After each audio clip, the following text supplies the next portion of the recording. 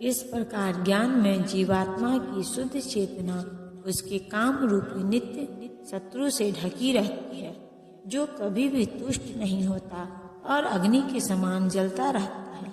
मनु स्मृति में कहा गया है कि जितना कितना भी विषय भोग क्यों न किया जाए, काम की तृप्ति से नहीं होती। जिस प्रकार की निरंतर ईंधन डालने से अग्नि कभी नहीं बुझती, भौतिक जगत में समस्त कार्यकलापों का केंद्र बिंदु मैथुन है। अतः इस जगत को मैथुन आगार या विषयी जीवन की हथकड़ियाँ कहा गया है। एक सामान्य बंदी गृह में अपराधियों को छड़ों के भीतर रखा जाता है। इसी प्रकार जो अपराधी भगवान के नियमों की अवज्ञा करते हैं, वे मैथुन जीवन द्वारा बंदी बनाए जाते हैं। इंद्रिय तृप्ति के आधार पर भौतिक सभ्यता की प्रगति का अर्थ है जीवन इस जगत में जीवात्मा की बंधन अवधि को बढ़ाना। अतः यह काम अज्ञान का प्रतीक है, जिसके द्वारा जीवात्मा को इस संसार में रखा जाता है। इंद्रिय तृप्ति का भोग करते समय हो सकता है कि कुछ प्रसन्नता की अनुभूति हो, किंतु यह प्रसन्नता की अनुभूति ही इंद्रिय भोक्ता का चरम शत्रु है। इंद्रियां, मन तथा बुद्धि इस काम के निवास स्थान है। इनके द्वारा यह काम जीवात्मा के वास्तविक ज्ञान को ढककर उससे मोहित कर लेता है। चूंकि शत्रु ने बुद्धि जीव के शरीर के विभिन्न सामरिक स्थानों पर अपना अधिकार कर लिया है, अतः भगवान कृष्ण उन स्थानों का संकेत कर रहे हैं, जिससे शत्रु को जीतने वाला यह जान ले कि शत्रु कहाँ पर है। मन समस्त इंद्रियों के कार्यकलापों का केंद्र बिंदु है। अतः जब हम इंद्रिय विषयों के संबंध में सुनते हैं तो मन इंद्रिय तृप्ति के समस्त भावों का आगार बन जाता है। इस तरह मन तथा इंद्रियां काम की शरण स्थली बन जाती है। इसके बाद बुद्धि ऐसी काम पूर्ण रुचियों की राजधानी बन जाती है। बुद्धि आत्मा की निकट पड़ोसिन है। काम में बुद्धि से आत्मा प्रभावित होती है, जिसमें उसमें अहंकार उत्पन्न होता है और वह पदार्थ से तथा इस प्रकार मन तथा इंद्रियों से अपना दाम्पत्य कर लेता है।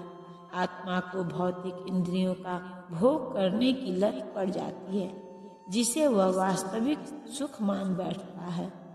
आत्मा के इस मिथ्या स्वरूप की अत्युत्तम विवेचना की गई है। जो मनुष्य इस त्रिधातु निर्मित शरीर को आत्म स्वरूप जान बैठता है, जो देह के विकारों को स्वजन समझता है, जो जन्मभूमि को पूज्य मानता है और जो तीर्थ स्थलों की यात्रा दिव्य ज्ञान वाले पुरुष से भेंट करने के लिए नहीं अपितु स्नान करने के लिए करता है, उसे गधा या बैल के समान समझना चाहिए। इसीलिए हे भरतवंशियों में श्रेष्ठ अर्जुन, प्रारंभ में ही इंद्रियों को वश में करके इस पाप के महान प्रतीक काम का दमन करो और ज्ञान तथा आत्म साक्षात्कार के इस विनाशकर्ता का वध करो। भगवान ने अर्जुन को प्रारंभ से ही इंद्रिय संयम करने का उपदेश दिया, जिससे वह सबसे पापी शत्रु का दमन कर सके।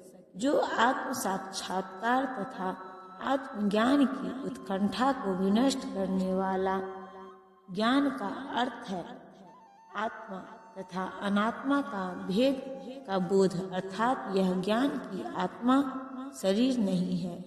विज्ञान से आत्मा की स्वाभाविक स्थिति तथा परमात्मा के साथ उसके संबंध का विशिष्ट ज्ञान सूचित होता है। श्रीमद् भागवत में इसकी विवेचना इस प्रकार से हुई है।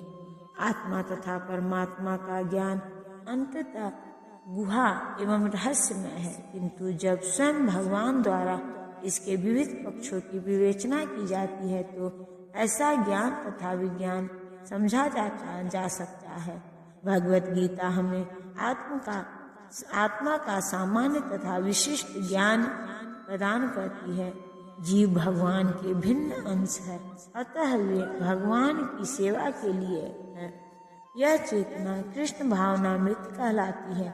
अतः मनुष्य को जीवन के प्रारंभ से इस कृष्ण भावनामृत को सीखना होता है, जिससे वह पूर्णतया कृष्ण भावना भावित होकर तदनुसार कर्म करे।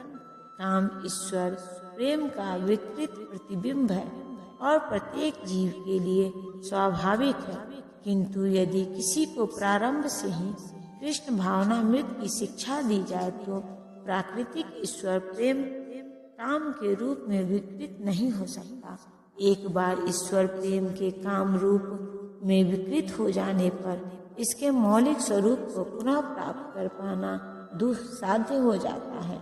फिर भी कृष्ण भावनामृत इतना शक्तिशाली होता है कि विलंब से प्रारंभ करने वाला भी भक्ति विधि विधानों का पालन करके ईश्वर प्रेमी बन सकता है। अतः जीवन की किसी भी अवस्था में या जब भी किसी अनिवार्यता में समझी जाए, मनुष्य कृष्ण भावनामृत या भगवत भक्ति के द्वारा इंद्रियों को वश में करना प्रारंभ कर सकता है और काम को भगवत प्रेम में बदल सकता है, जो मानव जीवन की पूर्णता की चरम अवस्था है। कर्मेंद्रियां जड़ पदार्थ की अपेक्षा श्रेष्ठ है। मन इंद्रियों से बढ़कर है, बुद्धि मन से भी उच्च है और वह आत्मा बुद्धि से भी बढ़कर है। इंद्रियां काम के कार्यकलापों के विभिन्न द्वार हैं। काम का निवास शरीर में है, किंतु उसे इंद्रिय रूपी झरोखे प्राप्त हैं। अतः कुल मिलाकर इंद्रियां शरीर से श्रेष्ठ है।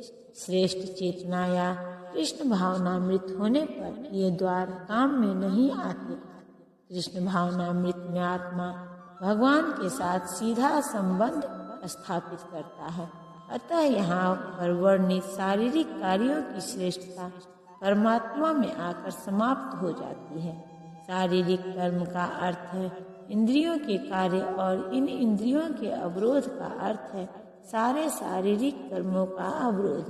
लेकिन चूंकि मन सक्रिय रहता है, अतः शरीर के मौन तथा स्थिर रहने पर भी मन कार्य करता रहता है तथा स्वप्न के समय मन कार्यशील रहता है, किंतु मन के ऊपर भी बुद्धि की संकल्प शक्ति होती है और बुद्धि के भी ऊपर स्वयं आत्मा है।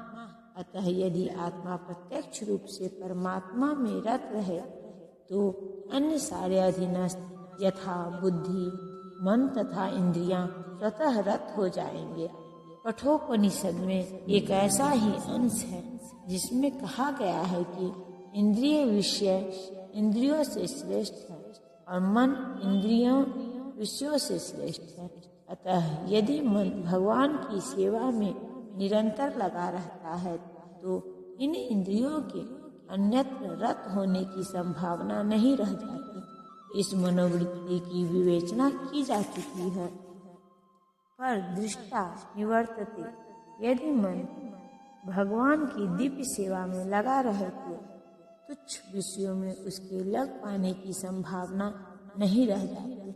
कठोपनिषद में आत्मा को महान कहा गया है। अतः आत्मा इंद्रिय विषयों, इंद्रियों, मन तथा बुद्धि इन सब के ऊपर है। अतः सारी समस्या का हल यह आत्मा है कि आत्मा के स्वरूप को प्रत्यक्ष समझा जाए। मनुष्य को चाहिए कि बुद्धि के द्वारा आत्मा की स्वाभाविक स्थिति को ढूंढे और मन को निरंतर कृष्ण भावनामृत में लगाए रखे। इससे सारी समस्या का हल हो जाता है। सामान्यतः नव दीक्षित आध्यात्मिकवादी को इंद्रिय विषयों से दूर रहने की सलाह दी जाती है।